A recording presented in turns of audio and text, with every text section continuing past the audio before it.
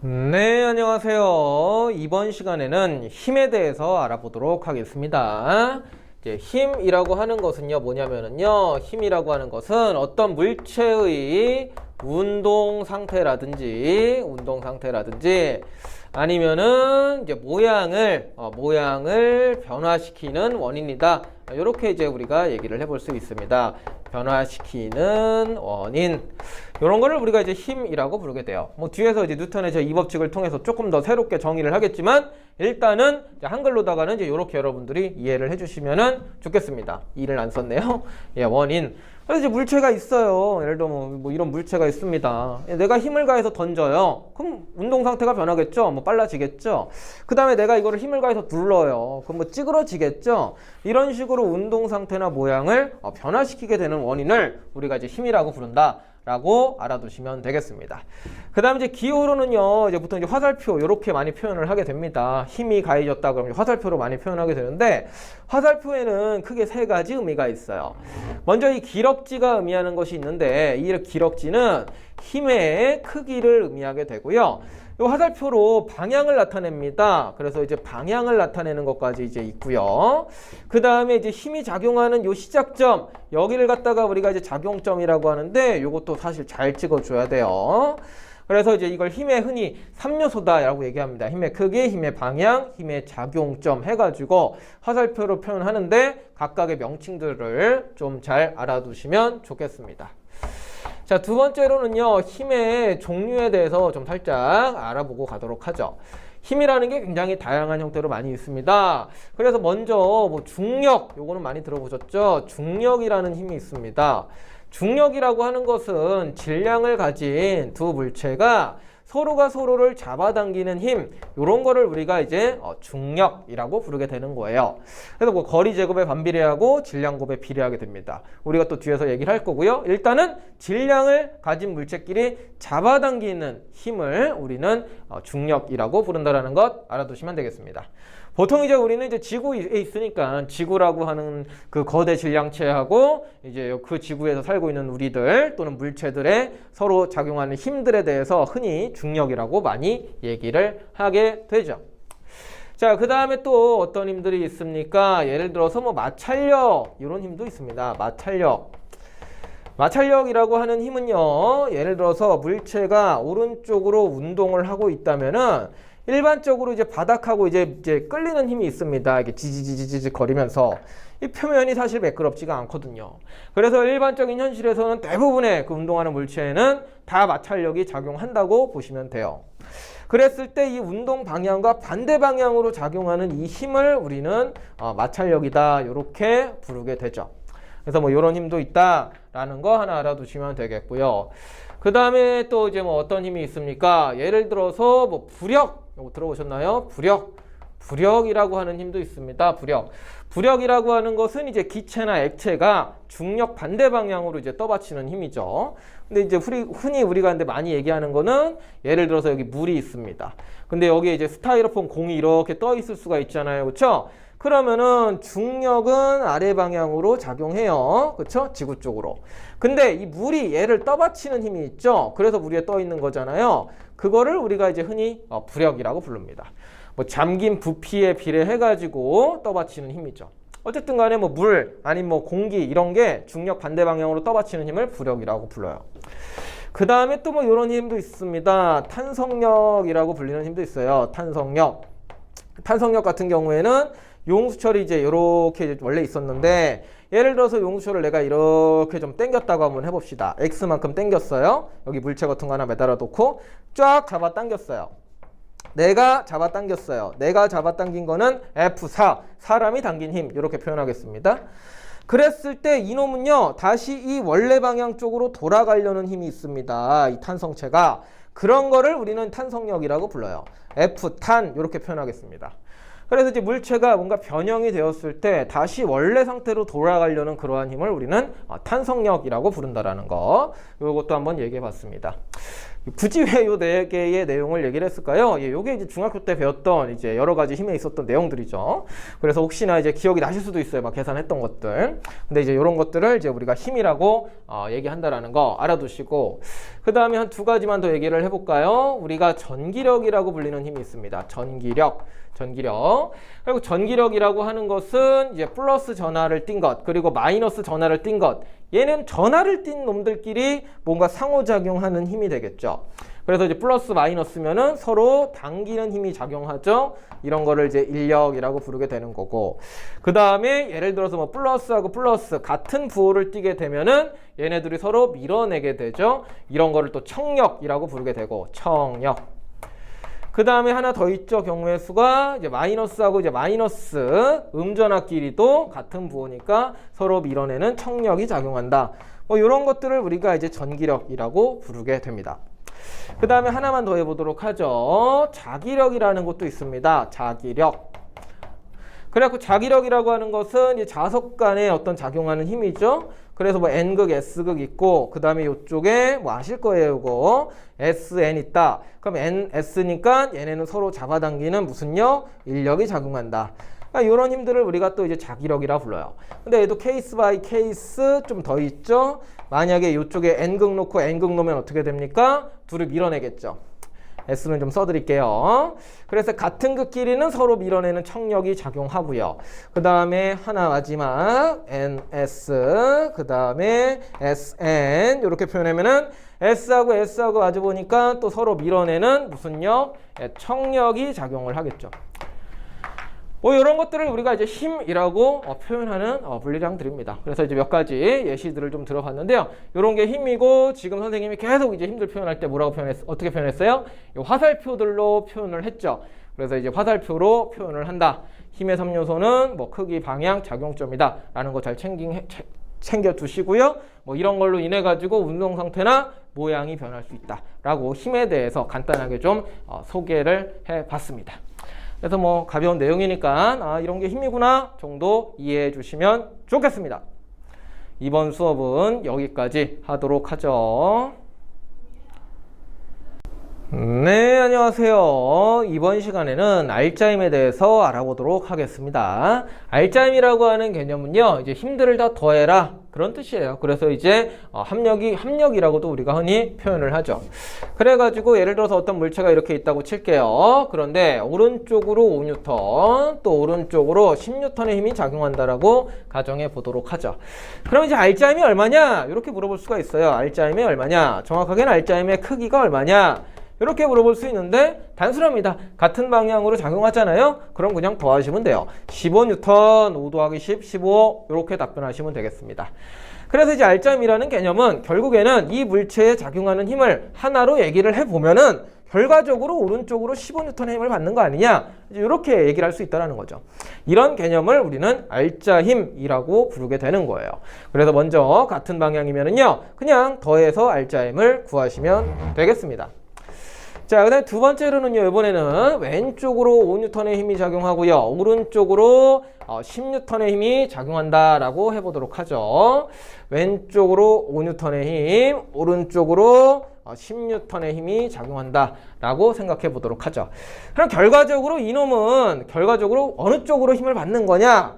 라고 이제 물어볼 수가 있는 건데, 그게 알짜임의 개념이죠.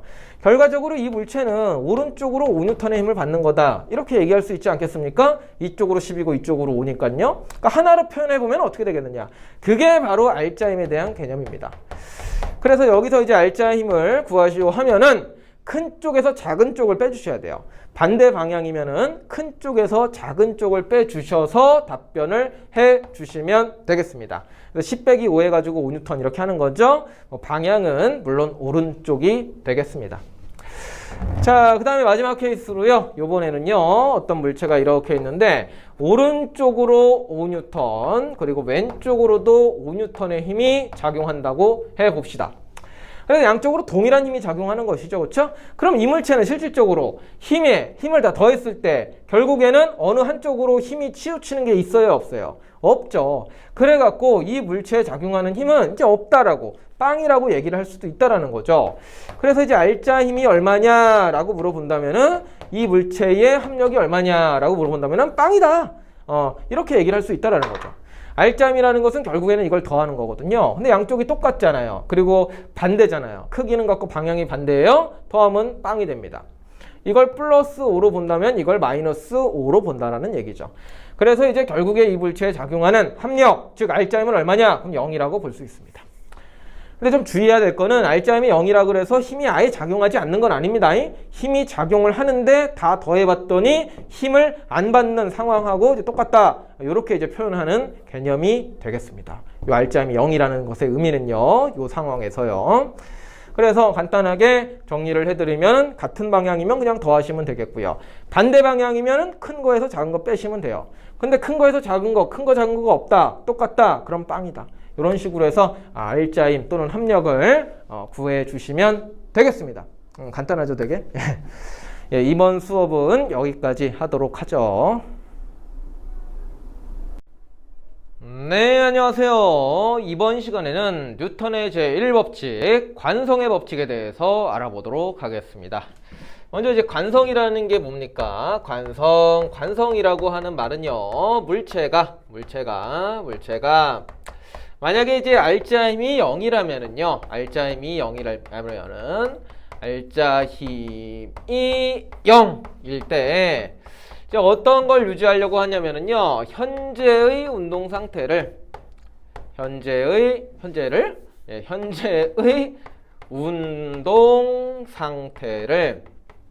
좀 말이 기네요. 그쵸?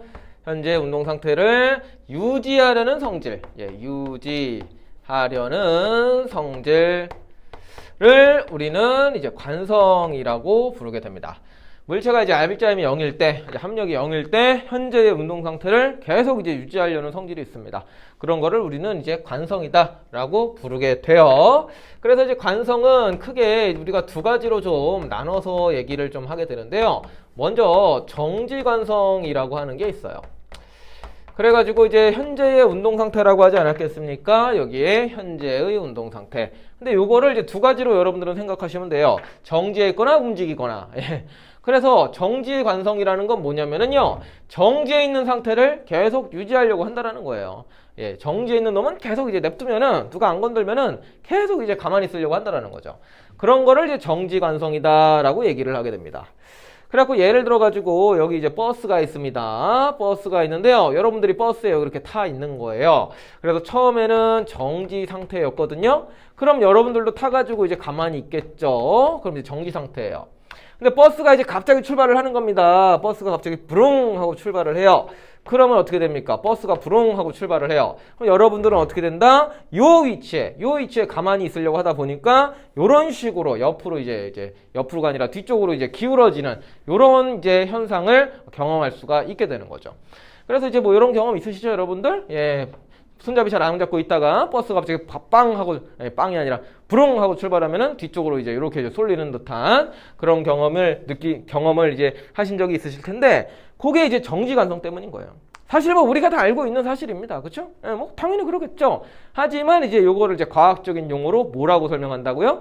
관성 때문이다. 이제 이렇게 설명을 하게 되는 거예요. 여러분들은 요 자리에 있고 싶으니까 계속 요 자리에 있으려는 성질 때문에 이제 헷가닥 하는 거죠. 물론 이제 밑에 발 쪽은 이제 마찰 때문에 좀 앞에 좀 딸려가기 때문에 몸이 기울게 되는 것이죠. 자, 그 다음에 두 번째로는요, 운동하려는 물체가 갖고 있는 운동관성이라고 하는 것이 있습니다. 운동관성. 요것도 이제 버스 예시로 많이 얘기를 하게 됩니다. 그래서 이제 버스가 이제 이렇게 있습니다. 그래서 여러분들이 이렇게 타고 있고요. 이번에는 버스가 V라는 속도로 오른쪽으로 가고 있다라고 생각해 보도록 하죠. 그래서 이제 같이 여러분들도 움직이고 있는데, 버스가 갑자기 급정거를 하게 됩니다. 버스가 갑자기 정지를 하게 돼요. 끽 하고 멈춰요. 그럼 여러분들은 어떻게 되겠습니까? 계속 가고 있었잖아요. 그렇기 때문에 계속 가려는 성질을 유지하려고 여러분들은 앞으로 이렇게 튀어나가게 된다는 거죠. 물론 이제 발 쪽은 마찰 때문에 좀 정지해 있는데, 여러분들의 이제 상체 쪽은요, 계속 앞쪽으로 가려고 하기 때문에 버스는 멈추더라도 여러분들이 앞으로 튀어나간다 라고 하는 거를 우리가 이제 운동관성 때문이다 라고 얘기를 하는 거예요. 뭐 일상생활에서 쉽게 경험을 할 수 있는 그런 내용이 되겠는데 요거를 이제 과학적인 용어, 관성이라는 용어를 덧붙여서 설명을 하게 되는 것이죠. 그래서 정리하면은요, 관성이라는 것은 현재의 운동 상태를 유지하려는 성질입니다. 알츠하이머 0일 때. 근데 이제 정지에 있으려는 놈은 계속 정지에 있으려고 하고 움직이려는 놈은 계속 움직이려고 한다. 이런 거를 정지관성, 운동관성이라고 부른다라는 거 챙겨두시면 되겠습니다. 자, 그 다음에 세 번째로요, 관성의 크기에 대해서 한번 얘기해 보도록 하겠습니다. 관성의 크기. 그래서 요거는 간단해요. 관성의 크기는요, 질량에 비례한다. 요거 하나만 기억해 주시면 되겠습니다. 아무래도 이제 질량이 클수록 뭔가 좀 무거울수록 정지에 있으려고 하는 경향성, 그리고 운동하려고 하는 경향성이 더 크다. 이렇게 생각하시면 돼요. 간단하게 뭐 예를 들어서 여기서 1kg짜리, 아니 너무 이것도 큽니다. 아주 이제 가벼운, 우리가 좀 느낄 수 있는 뭐 탁구공이 하나 있다고 칩시다. 그 다음에 여기에 볼링공이 하나가 있다고 칩시다. 좀 무거워요. 탁구공보다 볼링공이 질량이 더 많이 크다라고 한번 해봅시다. 예를 들어서 둘 다 정지에 있어요. 그럼 이제 냅두면 가만히 정지에 있는데 누가 이거 정지관성이 크냐 이 말입니다. 이때 볼링공이 정지관성이 크다라는 얘기예요. 확인해보고 싶으면 살짝 밀어보면 돼요. 탁구공을 한번 탁 하고 밀어보시고 볼링공도 한번 탁 하고 밀어보세요. 누가 쉽게 움직이겠습니까? 탁구공이 쉽게 움직이죠? 누가 더 가만히 있으려고 하는 거예요? 볼링공이죠. 볼링공은 잘 안 움직일 거 아닙니까? 동일한 힘으로 싹 밀었을 때요. 그렇죠? 그래서 잘 안 움직이는 놈. 현재 정지에 있었으니까 계속 더 정지에 있으려고 하는 놈. 그런 성질은 누가 더 커요? 볼링공이 더 크다. 그래서 이제 질량이 클수록 정지관성이 크다. 이렇게 이제 비교하시면 되겠고, 그 다음에 또 얘를 또 탁구공하고 볼링공으로 들으면은 탁구공이 있고, 근데 이번에는 움직여요. 그 다음에 또 볼링공이 있어요. 그리고 얘도 움직여요. 그럼 이제 운동하고 있으니까 운동관성이 있을 거 아닙니까? 근데 운동관성이 누가 크냐 이 말이에요. 운동관성은 질량이 큰 볼링공이 크다라는 얘기죠. 왜 그러냐면 왜 그러냐면요, 아니라 확인해 보고 싶으면은 움직이는 거를 한번 멈춰 보시면 돼요. 움직이고 있는 걸 멈춰 보는 거야. 탁구공 굴러오는데 손으로 한번 탁 갖다 대보세요. 금방 멈추겠죠? 운동관성이 작아서 그런 거예요.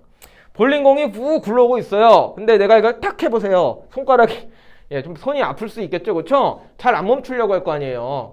아, 얘는 운동관성이 크구나. 근데 그 원인이 뭐다? 질량 때문이다. 질량이 클수록 관성이 크다. 이렇게 여러분들이 챙겨 두시면 되겠습니다. 그래서 이제 관성이라고 하는 것은 뉴턴의 제1법칙으로서 이제 간단하게 이제 말로 설명하는 것이고, 뭐 예시가 뭐 여러 가지가 조금 더 있습니다. 그런 것들은 이제 교재 참고서 좀 읽어보시고 모르는 건 또 갖고 오세요. 간단하게 읽어주시고 관성의 크기는 질량에 비례한다. 여기까지 정리해 두시면 되겠습니다. 네, 이번 수업은 여기까지 하도록 하죠. 네, 안녕하세요. 이번 시간에는 뉴턴의 제2법칙, 가속도의 법칙에 대해서 알아보도록 하겠습니다. 이 가속도에 관련된 얘기인데요. 먼저 가속도라고 하는 것은요, 힘하고 이제 비례관계를 갖습니다.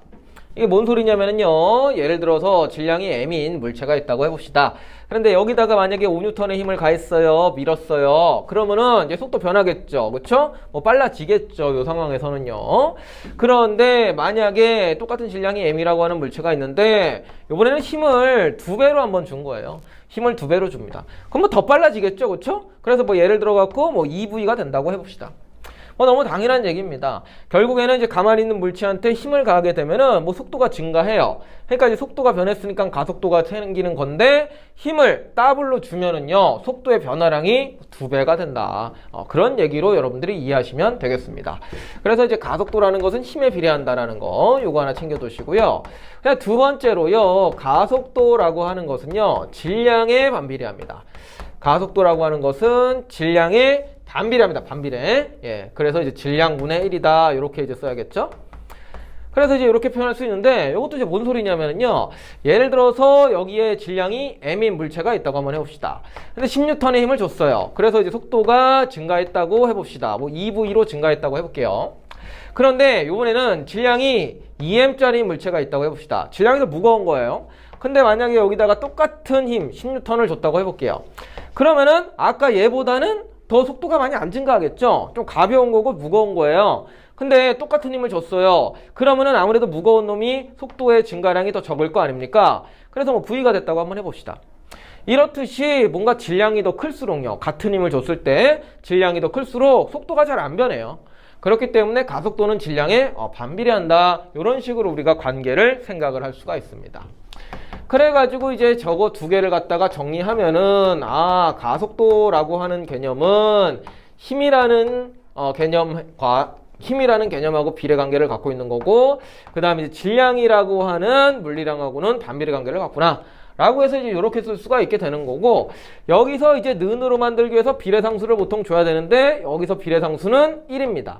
그래갖고 다이렉트로 이제 이렇게 는을 쓰시고 질량분의 힘으로 표현을 해요. 좀 어려운 말을 썼죠. 비례관계에서 원래 이제 는으로 만들려면은 앞에다가 이제 어떤 그 단위도 맞춰주고 실제하고 맞게끔 뭐 상수를 좀 써줘야 되는데 뭐 그 상수를 안 썼다라는 건 얘기입니다. 간단하게. 또는 뭐 상수를 그냥 1로 해가지고 그냥 얘 니 걸 얘로 만들어 버렸다는 얘기예요. 어쨌든 간에 이런 식으로 이제 가속도를 이제 표현할 수가 있고, 이제 질량을 이쪽으로 넘기고 획획 하면은 우리가 간단하게 이렇게 쓸 수가 있습니다. 힘이라고 하는 것은 질량 곱하기 가속도다. 이렇게 우리가 심플하게 쓸 수가 있다라는 얘기죠. 요거를 우리가 이제 흔히 뉴턴의 제2법칙 가속도의 법칙이다 라고 이제 부르게 되는 불리게 되는 법칙이에요. 그래서 힘은 보통 F라고 쓰고요. 질량은 M이라고 쓰고 가속도는 A라고 많이 쓰죠. 그래서 F는 ma라고 불리는 바로 요 값을 우리가 뉴턴의 제2법칙, 가속도의 법칙이다 라고 얘기를 하게 되는 겁니다. 이때 여기에 들어가는 것은 힘은 힘인데 반드시 알짜 힘을 써주셔야 되겠고요. 그 다음에 요거는 뭐 질량이고 요거는 가속도가 됩니다. 위에 써있죠, 그쵸? 그래서 요거 외워주세요. F는 ma, F는 ma. 그냥 상식적으로 여러분들이 좀 알아두셔야 될 값이 되겠습니다. 좀 예를 좀 들어서 한번 좀 볼게요. 그래갖고 이제 F는 ma를 이제 적용하는 방법인데요. 예를 들어가지고 질량이 5N인, 질량이 한 4kg으로 할게요. 4kg의 물체가 있는데 예를 들어서 오른쪽으로다가 뭐 5N의 힘을 주었다. 예시를 좀 다르게 할게요. 미안합니다. 조금 더 계산을 쉽게 하기 위해서 질량이 2kg의 물체가 있는데 오른쪽으로 10N의 힘이 가해졌다. 그러면 이제 뭐 가속도를 구해보시오. 이렇게 나오는 거예요. 그럼 가속도를 구하려면은 가속도의 법칙, 뉴턴의 제2법칙, F는 ma를 써주시면 되겠습니다.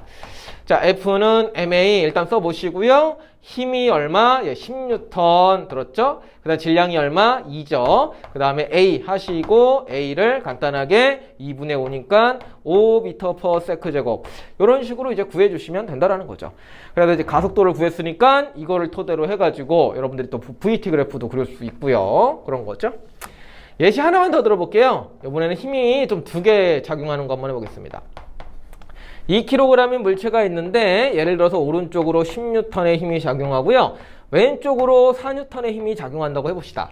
힘이 꼭 하나만 작용하리라는 법은 없습니다. 이렇게 두 개 이상이 작용할 수도 있습니다.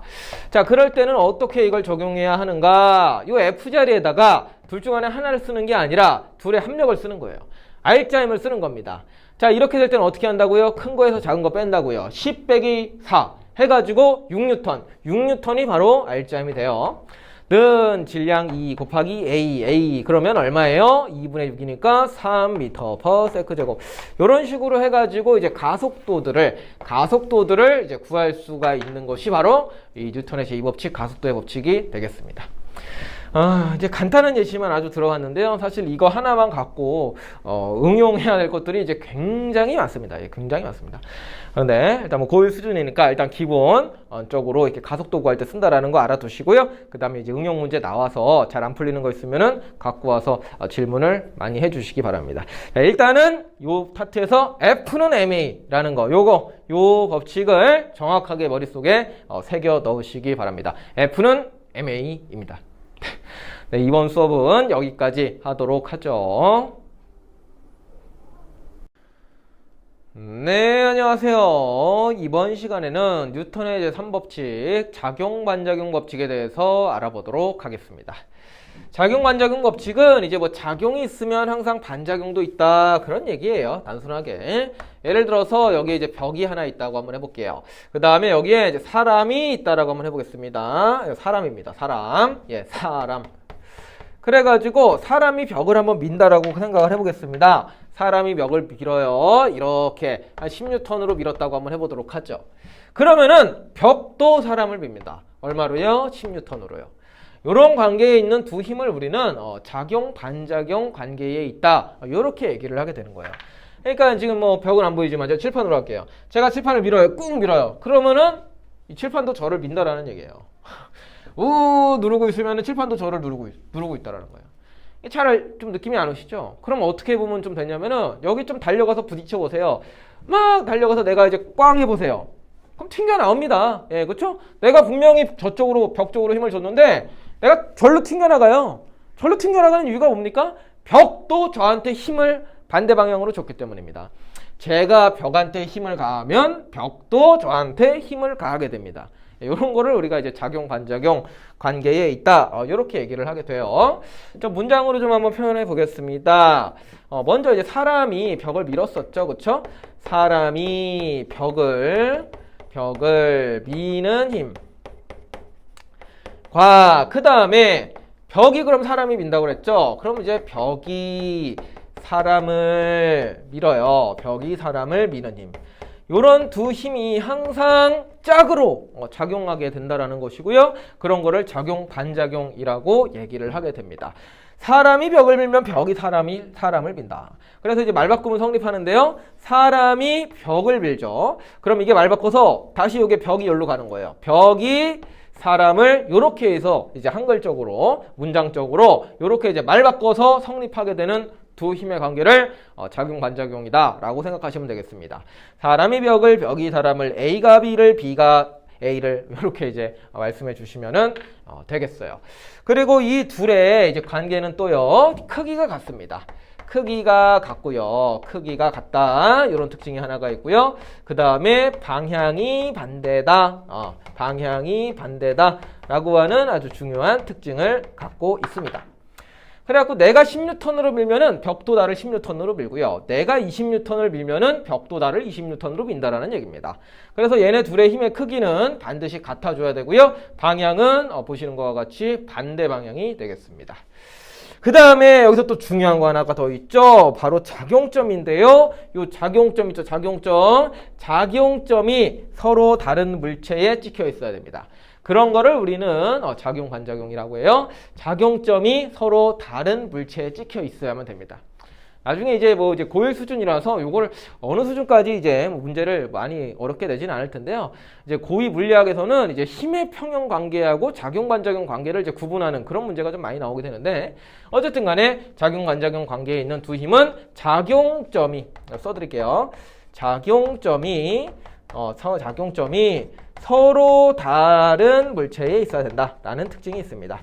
서로 다른 물체에 있다. 라는 것까지 좀 챙겨 두시기 바라겠습니다. 아이고. 그래서 이 표현 좀 알아두시고요. 그 다음에 이제 또 다르게 또 예시를 좀 하나 들면은, 이렇게 접촉하는 것만 이제 작용, 반작용이 있는 게 아니라요. 접촉하지 않아도 작용, 반작용 관계는 성립합니다. 태양이 있고요. 그 다음에 여기에 지구가 있다라고 한번 해봅시다. 그래갖고 이제 태양이 지구를 당기죠, 그렇죠? 그래갖고 우리 지구가 태양을 못 벗어나고 계속적으로 이제 뱅뱅 도는 거예요. 자, 이걸 뭐라고 선생님이 말을 했죠? 태양이 지구를 당긴다. 태양이 지구를 만든다. 태지 이렇게 한번 써보겠습니다. 근데 일방적이냐? 그렇지 않다라는 거예요. 태양이 지구를 당기면 지구도 태양을 당깁니다. 지구도 태양을 당깁니다. 지태 이렇게 좀 한번 써보도록 하겠습니다. 그리고 얘네들의 관계를 우리는 이제 작용, 반작용이다 라고 얘기를 하게 되는 거예요. 태양이 지구를 당기면 지구도 태양을 당긴다. 그리고 이제 얘네들은 원격으로 떨어져 있어도 이제 작용, 반작용 관계가 성립한다는 걸 알 수가 있고요. 이 둘의 힘의 크기는 같고 방향이 반대. 그리고 작용점은 서로 다른 물체에 찍혀 있다는 점 체크해 주시면 되겠습니다. 그래서 이런 것들 이제 잘 따져주시면 되겠고요. 그 다음에 여기서 힘을 제가 계속 말씀드릴 때 뭐라고 말을 했냐면요. 항상 힘을 좀 얘기할 때는 누가 누구를 어쩌는 힘, 이렇게 좀 얘기를 할 줄 알아야 돼요. 누가 누구를 어쩌고 하는 힘. 근데 이제 많은 학생들이 이제 헷갈려 하는 것 중에 하나가 바로 이제 이런 게 있습니다. 예를 들어가지고, 여기 이제 이런 게 있어요. 이게 뭐죠? 예, 사과나무입니다. 사과나무까지. 그 다음에 여기 사과가 있는 거예요. 사과가 매달려 있어요.